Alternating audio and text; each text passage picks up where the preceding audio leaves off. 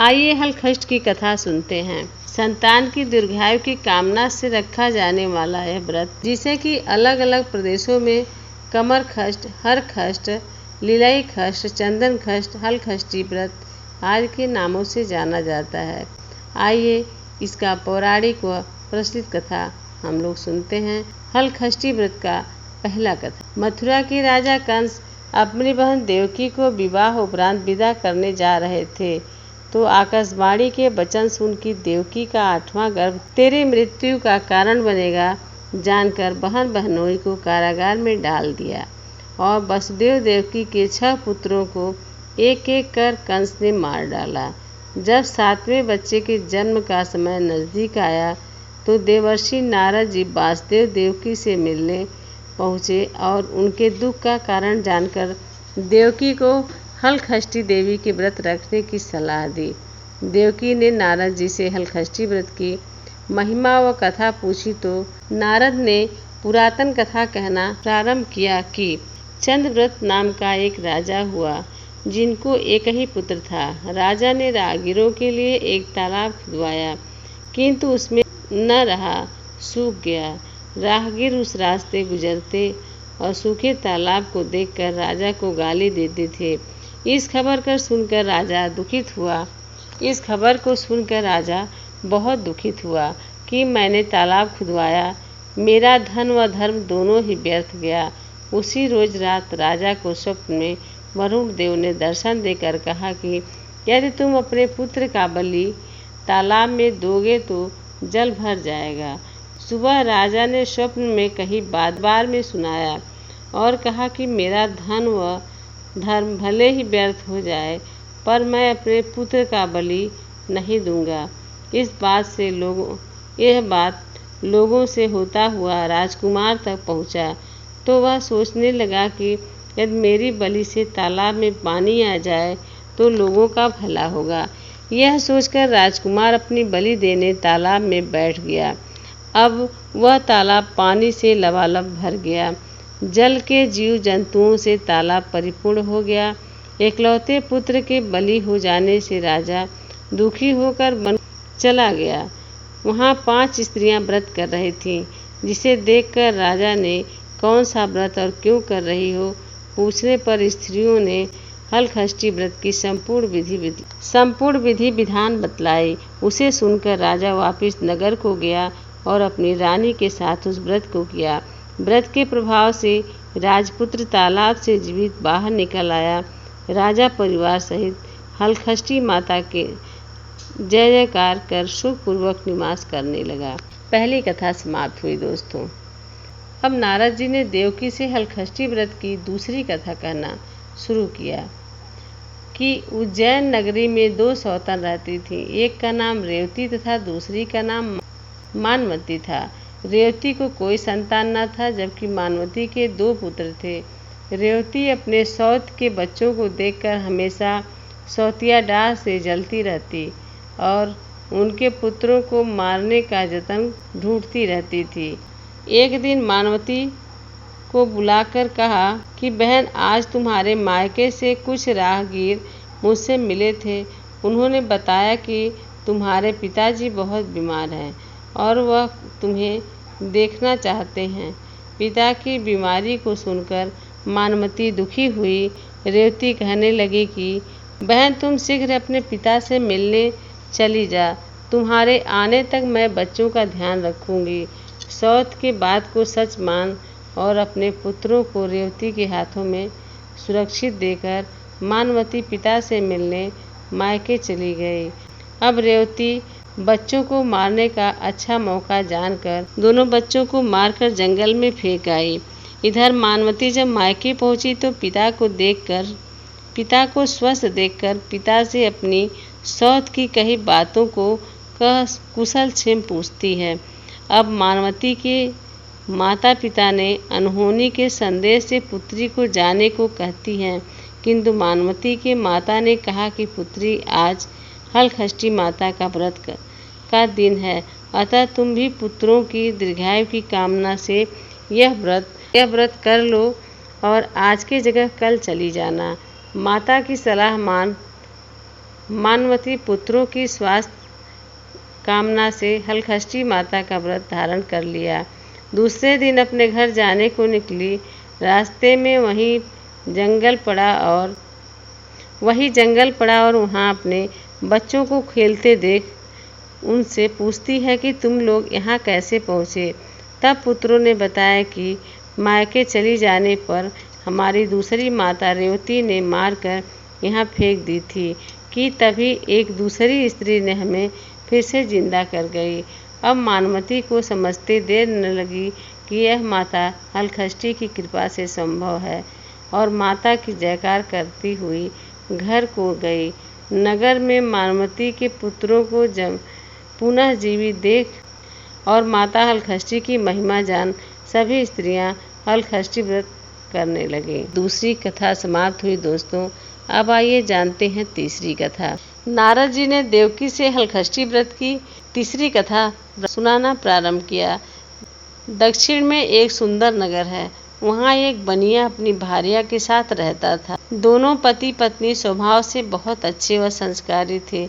बनिया की पत्नी गर्भवती होती संतान को जन्म देती थी, किंतु भाग्यवश उनके संतान कुछ समय उपरांत मर जाते थे।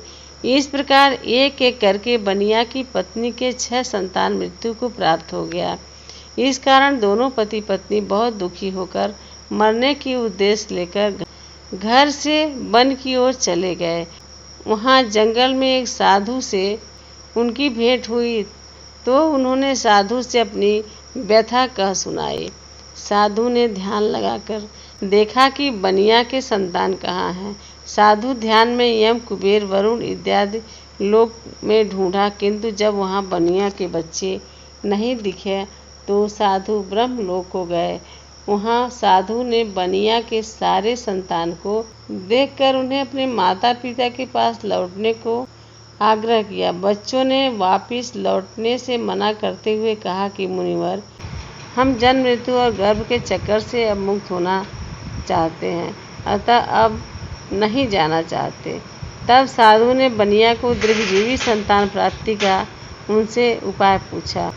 उन आत्माओं ने कहा कि यदि बनिया और पत्नी माता हलखष्टी का व्रत रख पूजन तथा कथा सुनकर अपने पुत्र को व्रतोपरांत जल से भीगा कपड़ा पोछा लगाएं, जो उनका यह बालक दीर्घजीवी होगा।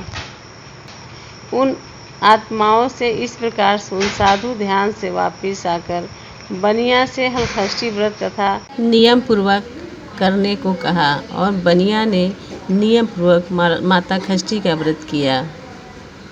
माता हलखष्टी की कृपा से अब बनिया की पत्नी गर्भवती हुई और एक सुंदर संतान को जन्म देती है।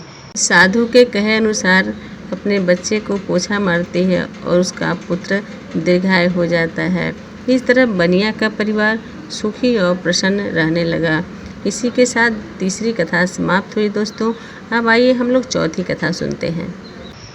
एक बार राजा युधिष्ठिर ने भगवान श्री कृष्ण से अत्यंत शोक संतप्त भाव से कहा, हे देवकी नंदन, सुभद्रा अपने पुत्र अभिमन्यु के मरणोपरांत शोक संतप्त है। वह अभिमन्यु की भार्या उत्तरा के गर्भ की संतान भी ब्रह्मास्त्र के तेज से दग्ध हो रही है, क्योंकि दुष्ट अश्वत्थामा ने गर्भ को निस्तेज कर दिया। द्रौपदी भी अपने 5 पुत्रों के मारे जाने से अति दुखी है। अतः इस महादुख से उत्थान हेतु कोई उपाय बताएं। तब श्री कृष्ण जी ने कहा, राजन, यदि उत्तरा मेरे बताए हुए अपूर्व व्रत को करे तो गर्भ का निस्तेज शिशु पुनर्जीवित हो जाएगा। यह व्रत तो भाद्रपद के कृष्ण पक्ष खष्टी पर भगवान शिव, पार्वती, गणेश व स्वामी कार्तिकेय की विधि विधान द्वारा पूजन पुत्र पौत्र की अल्पायु व शोक के महादुख से मुक्ति के प्रदाता है। व्रत के संदर्भ में श्री कृष्ण ने राजा युधिष्ठिर को कथा बतलाते हैं कि पूर्व काल में सुभद्र नाम का राजा था, जिनकी रानी का नाम सुवर्णा था। राजा रानी को एक हस्ती नामक पुत्र था। एक बार राजा पुत्र हस्ती ढाई माँ के साथ गंगा जी स्नान करने गया। बाल स्वभाववश हस्ती जल में खेलने लगा। तभी एक ग्राह ने उसे खींचते हुए जल के अंदर ले गया इसकी सूचना धाय माँ ने जाकर रानी सुवर्णा से कह सुनाया। इस पर रानी ने क्रोधवश धाय के पुत्र को धधकते हुए आग में डाल दी। पुत्र शोक से व्याकुल धाय माँ निर्जन वन को चली गई और वन में एक सुनसान मंदिर के पास रहने लगी। वन में सूखा तृण, धान, महुआ आदि जो मिलता खाती और मंदिर में विराजी शिव पार्वती गणेश जी की पूजन कर दिन व्यतीत करने लगी। इधर नगर में एक अद्भुत घटना घटित हुआ कि धाय माँ का पुत्र आग की भट्ठी से जीवित निकल आया और खेलने लगा। यह खबर पूरे नगर में फैलते हुए राजा रानी के पास पहुंचा, तो उन्होंने इस घटना के विषय में पुरोहितों से पूछा। तभी सौभाग्य से वहां दुर्वासा ऋषि पहुँचे। राजा रानी ने ऋषि का पूजन कर धाय पुत्र के जीवित हो जाने का कारण पूछा, तो दुर्वासा जी ने कहा कि राजन, आपके डर से धाय जंगल में एकांत होकर व्रत की। यह सब उसी व्रत का प्रभाव है। अब राजा रानी सभी नगरवासियों के साथ दुर्वासा जी की अगुवाई में उस जंगल में धाय के पास उस व्रत के विषय में अधिक जानकारी पूछा। तब धाय ने कहा कि राजन, मैं पुत्र शोक से दुखित होकर यहाँ रहने लगी और यहाँ व्रत ग्रहण कर भगवान शिव पार्वती, गणेश व स्वामी कार्तिकेय का पूजन कर सूखा तृण, धान, महुआ आदि खाकर रहने लगी। तब रात को मेरे स्वप्न में शिव परिवार के दर्शन हुए और कहा कि तुम्हारा पुत्र जीवित हो जाएगा, वरदान दिया। अब रानी ने इस व्रत की विधि विधान को पूछा, तो दुर्वासा जी ने हलखष्टी व्रत की संपूर्ण विधि विधान बतलाया। राजा रानी ने हलखष्टी व्रत की महिमा जानकर व्रत को किया। व्रत के प्रभाव से राजपुत्र हस्तिग्राह के चंगुल से छूटकर खेलते हुए नगर आया। अपने पुत्र को पाकर राजा रानी सुखी हुआ और धाय भी पुत्र के साथ प्रसन्न होकर निवास करने लगी। वहीं बालक हस्ती आगे चलकर परम प्रतापी हुआ और अपने नाम से हस्तिनापुर को बसाया। इस प्रकार भगवान श्री कृष्ण ने युधिष्ठिर से हलखष्टी व्रत की महिमा का ज्ञान देते हुए कहा कि हलखष्टी व्रत कथा पहले नारद जी से सुन मेरी माता देवकी ने इस व्रत को सबसे पहले किया, जिसके प्रभाव से उनके आने वाले संतान की रक्षा हुई। अब भगवान श्री कृष्ण से सुन युधिष्ठिर ने इस व्रत को उत्तरा द्वारा करवाया। व्रत के प्रभाव से उत्तरा का अश्वत्थामा द्वारा नष्ट हुआ गर्भ पुनः जीवित हो गया तथा प्रसव पश्चात बालक का जन्म हुआ, जो कालांतर में राजा परीक्षित नाम से प्रसिद्ध हुआ। हलखष्टी कृष्ण युधिष्ठिर संवाद कुशपलाश नाम व्रत का कथा चतुर्थ अध्याय समाप्त हुआ। दोस्तों, अब आइए पांचवी कथा हम लोग सुनते हैं। प्राचीन काल में एक ग्वालिन थी। उसका प्रसव काल अत्यंत निकट था। एक ओर वह प्रसव से व्याकुल थी, तो दूसरी ओर उसका मन गौ रस, दूध, दही बेचने में लगा हुआ था। उसने सोचा कि यदि प्रसव हो गया तो गौ रस यूं ही पड़ा रह जाएगा। यह सोचकर उसने दूध दही के घड़े सिर पर रख और बेचने के लिए चल दी, किंतु कुछ दूर पहुंचने पर उसे असहनीय प्रसव पीड़ा हुई। वह एक झरबेरी की ओट में चली गई और वहां एक बच्चे को जन्म दिया। वह बच्चे को वहीं छोड़ पास के गांव में दूध दही बेचने चली गई। संयोग से उस दिन हलखष्टी थी।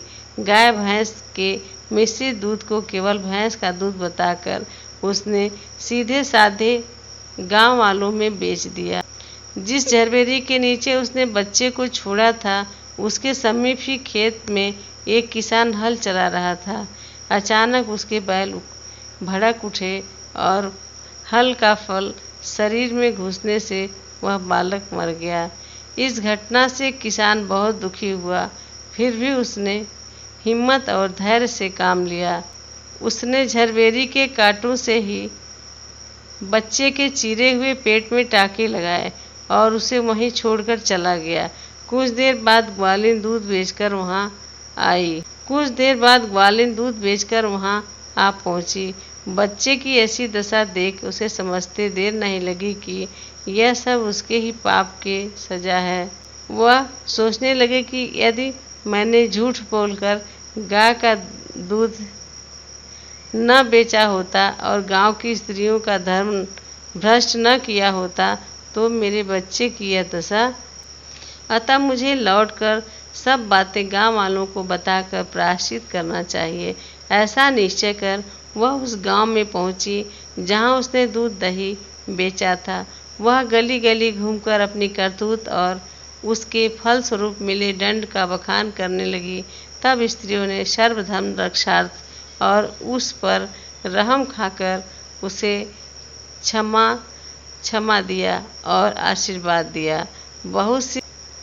बहुत सी स्त्रियों द्वारा आशीर्वाद लेकर जब वह पुनः झरवेरी के नीचे पहुंची तो यह देखकर आश्चर्यचकित रह गई कि वहां उसका पुत्र जीवित अवस्था में है। तभी उसने स्वार्थ के लिए हत्या के समान समझा और कभी झूठ न बोलने का प्रण लिया। समाप्त हुई दोस्तों। अब आइए छठी कथा सुनते हैं। एक बार काशीपुरी में देवरानी व जेठानी रहती थी।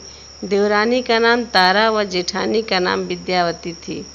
दोनों ही नाम अनुरूप तारा उग्र स्वभाव तथा विद्यावती अति दयालु थी।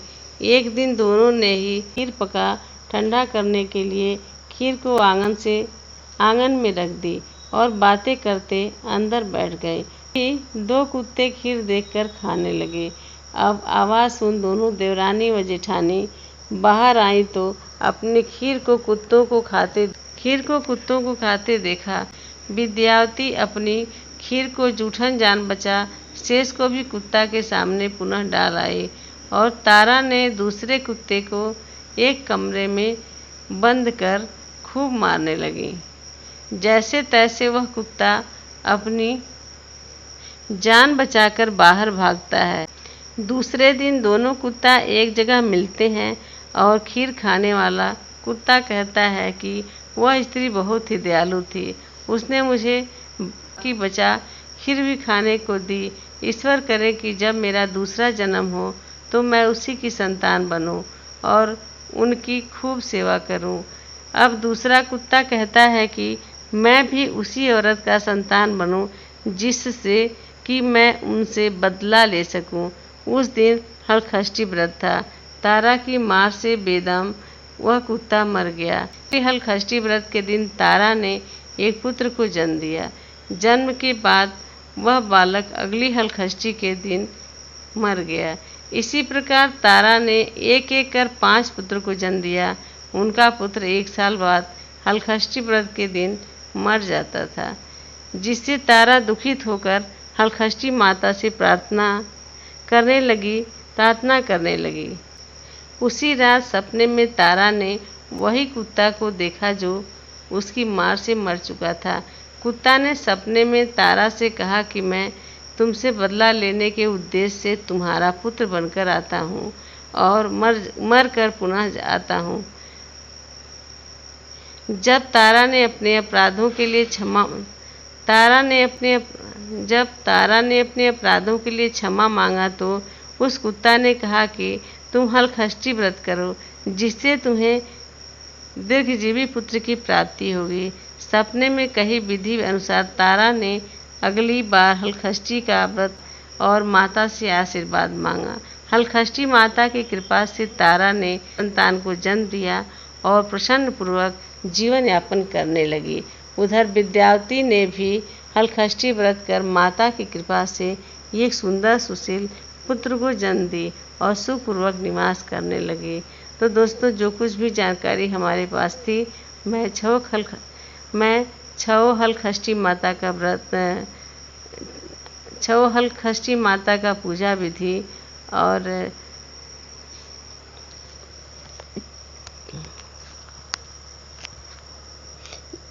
कहानी आप लोगों के बीच में लाई। आप लोग सुनिए। और जैसे माता ने सभी के पुत्रों को जीवित किया, वैसे कथा सुनने वाली समस्त माताओं के पुत्रों को माता हलखष्ठी जीवित रखें, दीर्घायु बनावें, स्वस्थ रखें और संपन्न रखें।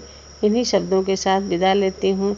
हे माता जी, आप हमारे पुत्र को भी दीर्घायु कीजिएगा। नमस्कार, धन्यवाद।